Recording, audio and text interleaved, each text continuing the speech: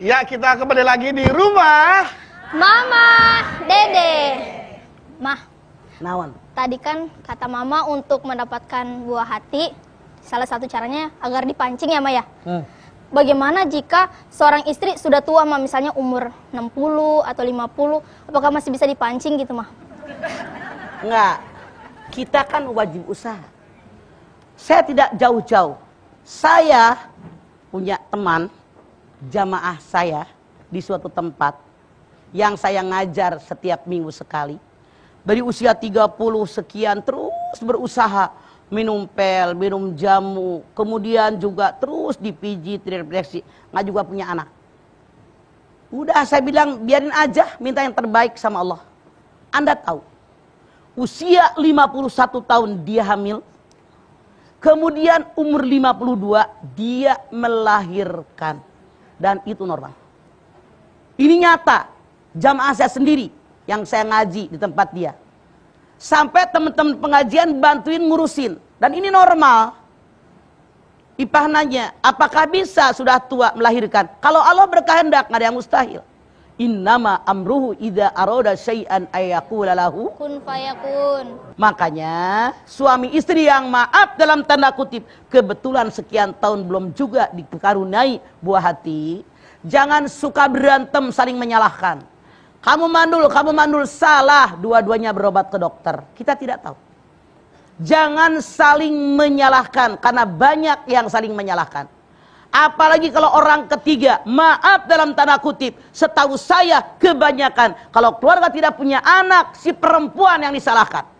Apalagi mertuanya galak, mertuanya judes, mantu perempuan disalahin. Akhirnya si mantu perempuan nggak tahan, sudahlah ceraikan saya. Diceraikan sama suaminya, lalu mereka masing-masing pada menikah.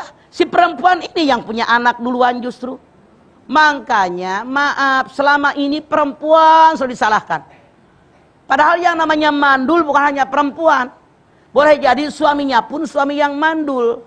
Sekarang kewajiban kita bekerja, berusaha, diiringi dengan doa, saling sabar, saling menasehati. Bukankah semua orang diuji oleh Allah?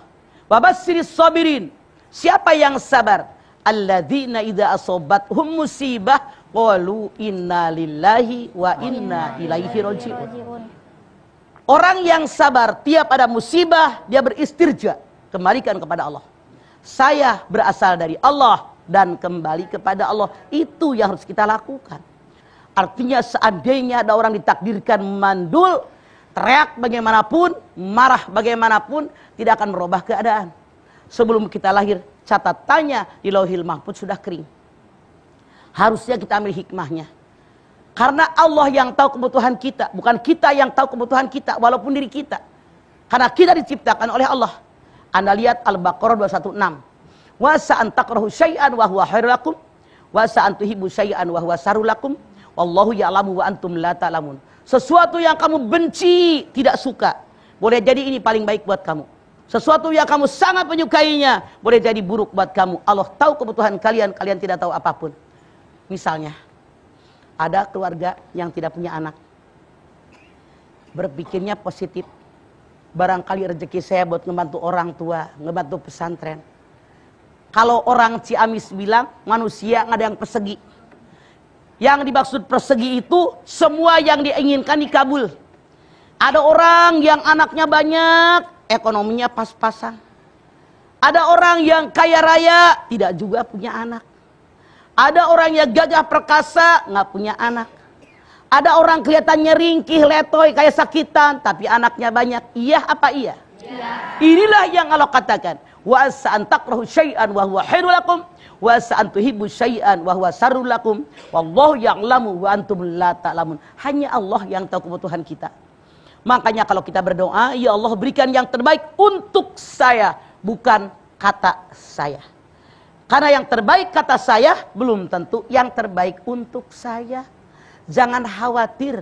Allah yang ciptakan kita, yang memberikan kehidupan kita juga Allah. Allah tahu persis mana yang kita butuhkan, mana yang tidak kita butuhkan. Makanya walaupun sudah tua, kalau Allah berkehendak, tidak mustahil punya anak.